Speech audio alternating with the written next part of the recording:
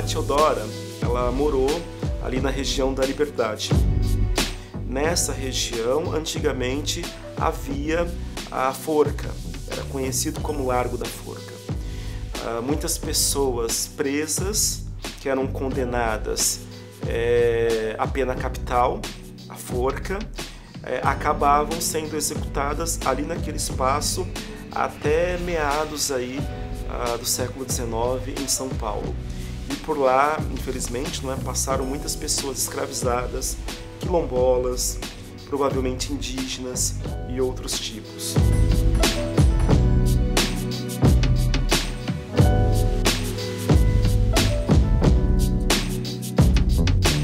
Nos meus primeiros livros, o Encruzilhada e também Noite e Luz, o contexto ali dos livros é São Paulo, só que contemporaneamente, mas eu sempre tive um interesse muito forte em pensar essa São Paulo séculos atrás. Como que era essa cidade, como que ela cresce, como que ela se torna essa metrópole de hoje.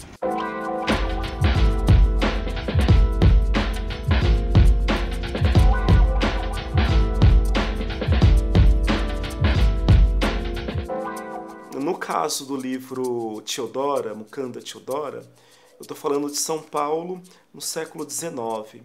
É uma mulher negra, analfabeta, que com a ajuda de um outro escravizado, que é o Claro, ela escreve 7 cartas falando aí do seu desejo de obter a alforria.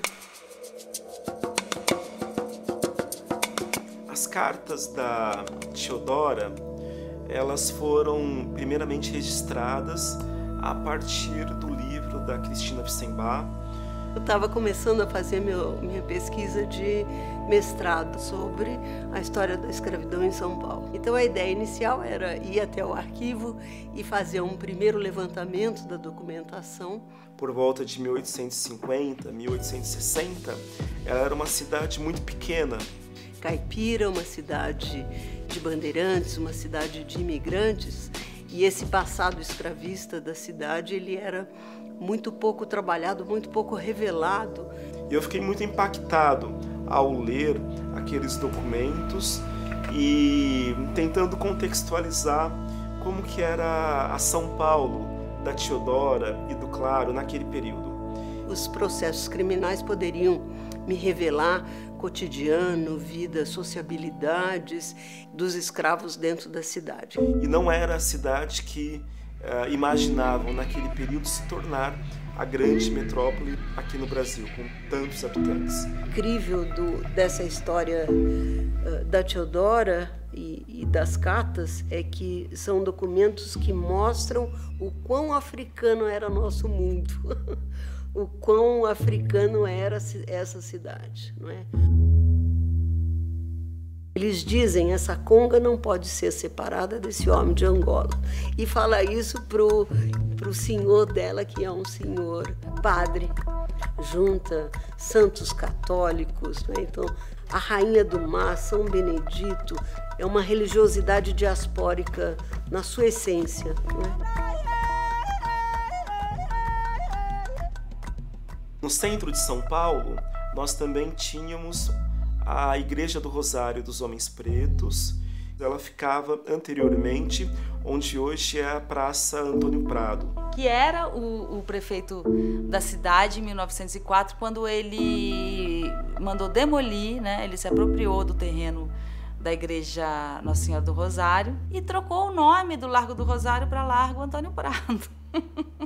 E depois constroem uma nova igreja lá onde é atualmente o Largo do Paissandu, do lado da Galeria do Rock. Que o Marcelo também fala muito sobre o que se escolhe esquecer, o que se tenta cobrir. Então isso é muito interessante para perceber como um espaço extremamente negro na cidade de São Paulo do século XIX foi praticamente destruído, enviado, deixado, mais na periferia, e ali foi construído novos prédios que simbolizavam essa nova São Paulo que eles estavam reformulando, mas num sentido totalmente, vamos dizer assim, de transformação e de higienização do centro da São Paulo. Além do Largo da Forca, Nós temos também a Capela dos Aflitos. A igreja até hoje dos Aflitos está lá, quer dizer, na verdade já está próxima ao Largo da Liberdade, né? Mas era a rua que a Teodora morava. Então a Teodora é uma heroína paulista de São Paulo. Nessa região, não exatamente na capela, mas na região, nós tínhamos lá muitas pessoas que foram enterradas, não é? Nessas condições, depois de serem mortas na forca. Também é uma luta para a gente lembrar que ali tem um cemitério dessas pessoas, os aflitos, né? Chamava. A igreja está lá ainda.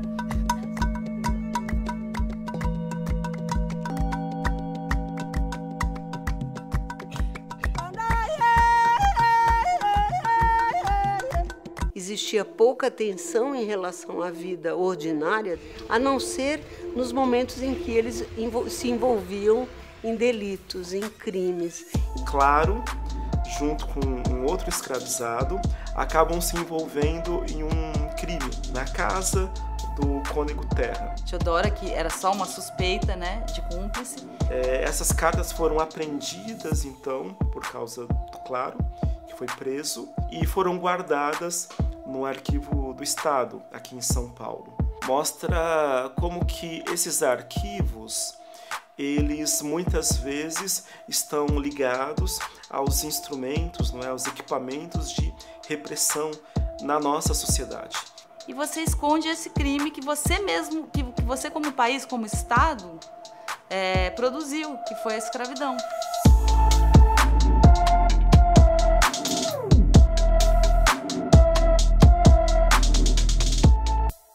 De um personagem foi essencial, que foi o Tebas. Foi um escravizado, foi um dos principais, não é, pedreiros, ali, engenheiros, e que constrói também um chafariz próximo da Sé, no centro da cidade de São Paulo, ali onde hoje seria a Rua Direita.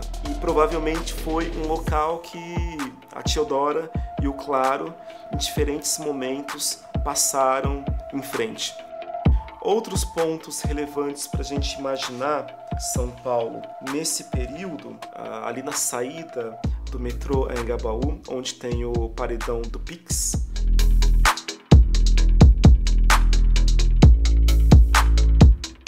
E muitas pessoas utilizavam aquele espaço como espaço de venda de escravizados.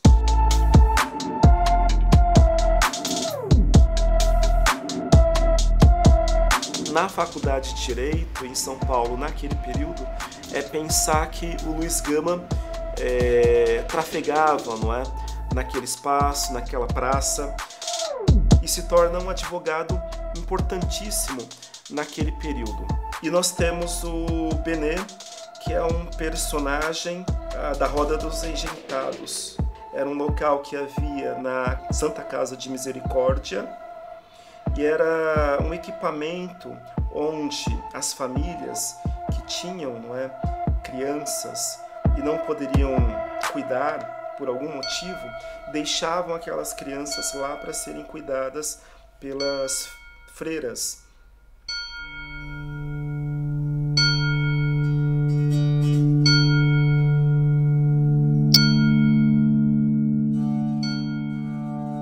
Eu sonhei muito com a Teodora, a vida inteira eu sonhei. Ela era uma abstração corpórea da minha cabeça, né? Eu tenho um grande apreço estético pelo desenho em preto e branco. Ficaram lá dentro de um processo criminal durante 100 anos, pelo menos, né? E no Mucanda Teodora eu trabalhei principalmente com nanquim.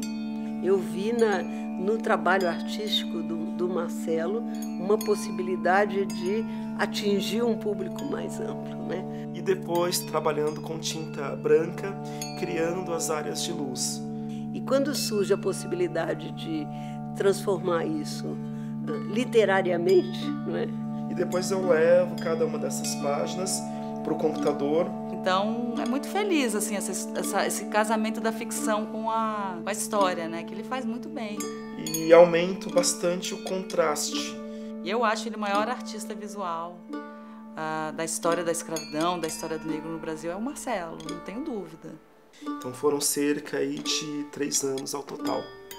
Eu não sabia qual tinha sido não é o desfecho da história. A Teodora desaparecia. Não é? A Teodora poderia ter, finalmente, uma história com um fim. Né? Pela ficção, nós podemos ter acesso a isso. Marcelo pôde ir para lugares que eu não conseguia como historiador. Não é falsear o que foi, mas é tentar ter novas leituras e possibilidades de leitura daquele período, daquele momento. Transformar a história da Teodora numa história em quadrinho, eu fiquei encantada.